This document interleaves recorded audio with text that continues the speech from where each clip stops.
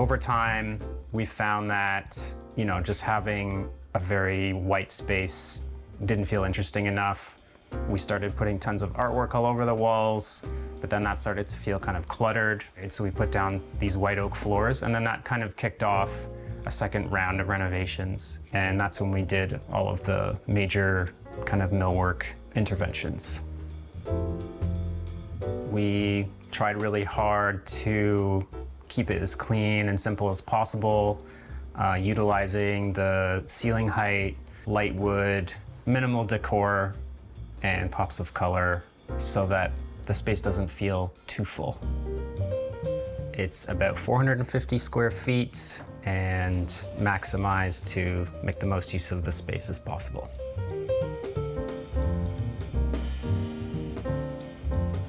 A lot of the millwork solutions just come from us living in the space and running out of space, and then thinking of a way to utilize that extra 6 inches, but do it in a way that feels cohesive and feels beautiful. Building things in and being very intentional about what goes in, that was the key to it.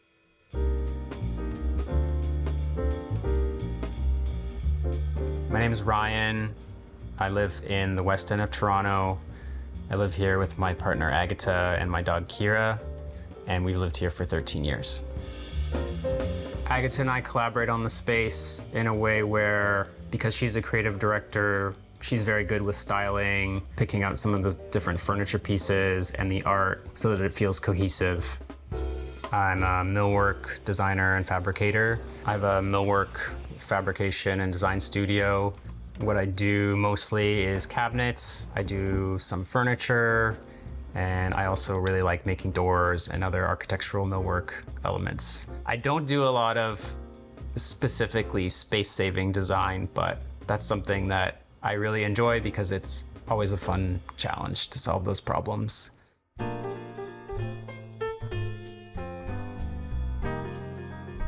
This is the living room. This is where we spend a lot of our time, and it's functioning both as a living space, but also part-time working space.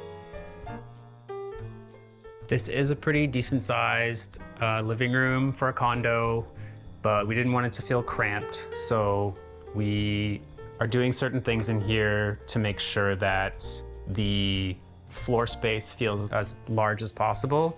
And we're achieving that by using a cabinet like this. This cabinet was definitely an investment piece. It's a Vitso 606 system designed by Dieter Rams. It might be where you would typically put your TV. We just choose not to have a TV in the space because we feel like it's just like a big black rectangle in an otherwise beautiful space. So, we just watch shows on our laptop, and instead of having a TV in here, we have this big painting. A big influence around the color palette and some of the things that Agatha picked for the house came from this kind of sunset painting that she created. And we really liked the way that felt in the space. So that's where we started bringing in more pops of pink and yellow and green. What's cool about it is it changes depending on the light, when the sun hits it in the morning versus maybe in the afternoon or on a gloomier day, it changes. We always use this little corner here for a desk to work at. The idea when we did some of this new millwork design was that it was just for working home once a week. For the desk to fold down, it's just as simple as 2 really small clips. They just pop in, and then the desk folds down. And it allowed us to fold the desk away so you don't have to see your office space and just utilize that extra area when you're not using it. It's a nice, very bright area, plants in the window. This desk kind of informed that the millwork would come out a certain distance, and that created a bit of extra space here.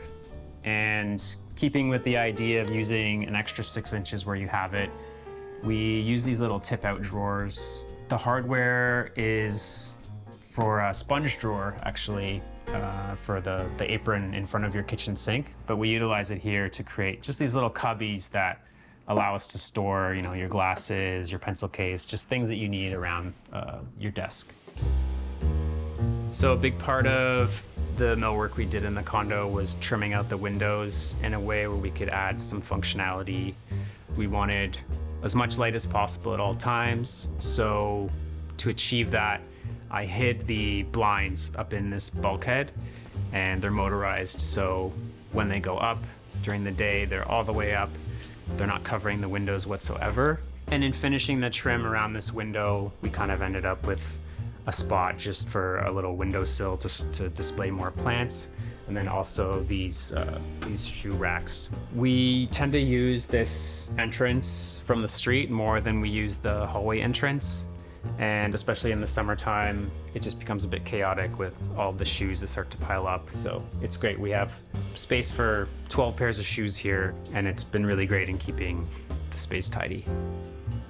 The room doesn't have a whole lot in it, but the stuff that's here is doing the work. So this lamp brought in a splash of color, talks to the pink painting, yellow pillows, you know, a couple of end tables, which also function as stools for the kitchen. So another couple of furniture pieces that we had to invest in for the space was this occasional chair for the office area. We always really liked Knoll furniture, so we bought this Marcel Brewer Seska chair, and then sort of the matching design is the Laccio coffee table, and we picked them just because they feel really light and airy. When he did the design using the bent tubing, he was actually inspired by how they would use metal tubing for making bicycles. So it's a very old design, but it still feels very modern, and it works really well in the space. This bent piece of acrylic was just something that Agatha found at HomeSense and thought, this is perfect. It's gonna bring another splash of color. And then I made these coasters when I was working in an acrylic fabrication shop, and I think I just grabbed some scrap material off the rack. You know, they somehow got taken out of a box a couple years ago, and they just happened to like fit the color scheme perfectly. So found this sofa and chair on Kijiji many years ago, and I bought it from someone up north. They brought it down, and when it got here, I noticed that it was just this terrible brown color. The sofa cushions were like the consistency of like a crunchy bar inside, and they were just crumbling into nothing. So it was a huge project for us, just stripping it all down, revealing the ash wood underneath the brown stain, and then getting the cushions reupholstered and picking the fabric, and the two of us did it together. And so that's kind of like a fun memory for us, and it's just like a piece that it's perfect for the space.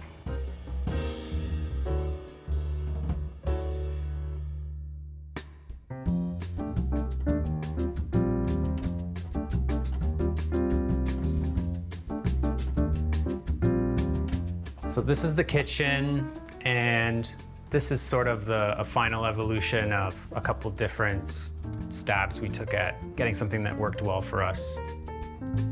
Initially, the kitchen didn't have any drawers. There was just one kind of bank of drawers here, and the rest was just a couple of cabinets, a big pantry here. So when we redesigned the kitchen, we put a couple of banks of drawers on either side just to make storage easy.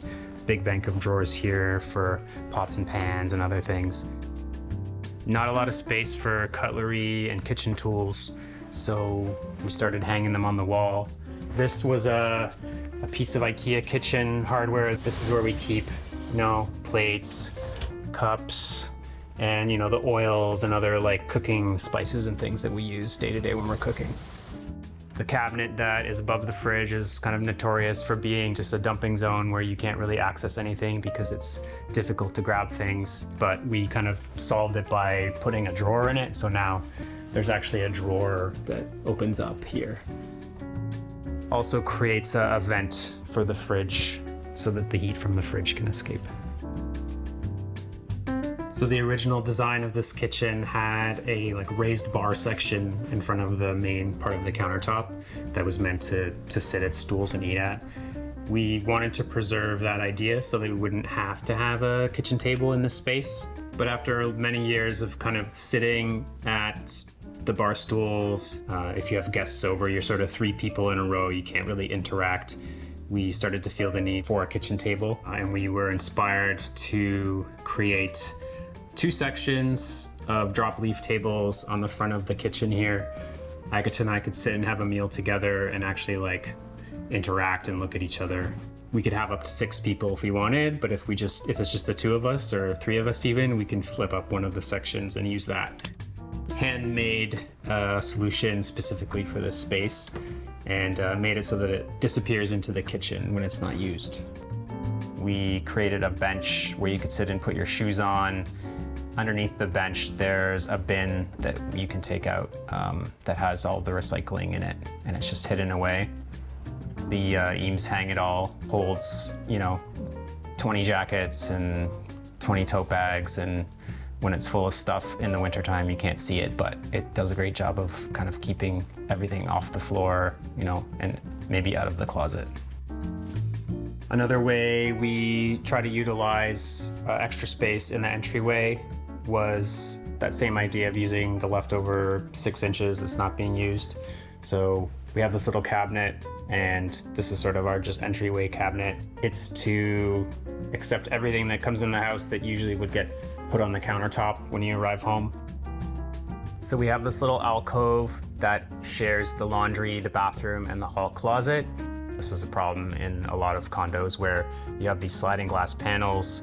You can only access half the closet at once. So we thought, okay, instead of that, we will do 2 tall doors. Actually, we like the aesthetic of it because it makes it feel like its own little space.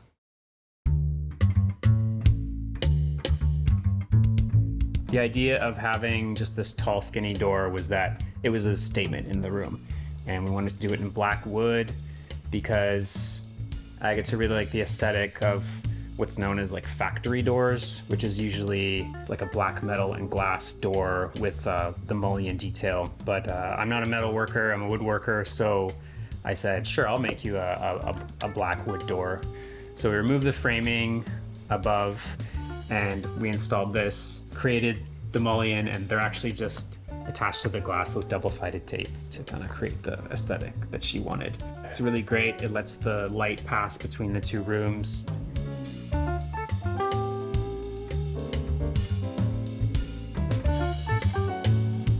This is our bedroom, and the inspiration, I guess the design of the room is all about creating a lot of storage space while hiding the fact that there's a lot of storage space. So this millwork piece around the window was created to solve a couple different problems. The first issue was we wanted to create a nice deep windowsill for the collection of orchids that we have here. We really just like having plants in the house, so it created some space for storage beneath it and at each side, and just framing out the window in a really nice way. Either side, we created these panels that slide, and they're inspired by shoji screens that you see in old Japanese architecture. Finished off with the rice paper inside, and it's really nice when it catches the light behind it, it illuminates it, but it hides the contents of the cabinet, which is great. This artwork is something that Agatha created, and actually she just shot it with her iPhone, just with the panorama function, and it was just a moment. We were in Miami looking for manatees, kind of out at Key Biscayne. It's just like a nice big piece for our bedroom wall. This section of the room is just all additional storage space that we originally went to IKEA. We bought a bunch of cabinets. We just chose to make it look more built in by filling in this section with another bookcase, and then we changed the doors on the cabinets here. Full length, matte white, kind of blends in, makes you feel like it's just the wall and they're just untouched. So like this is kind of like where we might store some linens and things like that. This is just where our closet is, and we have this big beautiful sliding door, kind of closes everything off, louvered. Not exactly the same as the other doors, but kind of picking up on some of the same design language as the other slatted doors. When we first moved in here, this closet had a regular door on it, but the door opened inwards, and it was really awkward to access like actually what was inside the closet. So you have to go in the closet and close the door behind you. So the sliding door just solved that problem for us.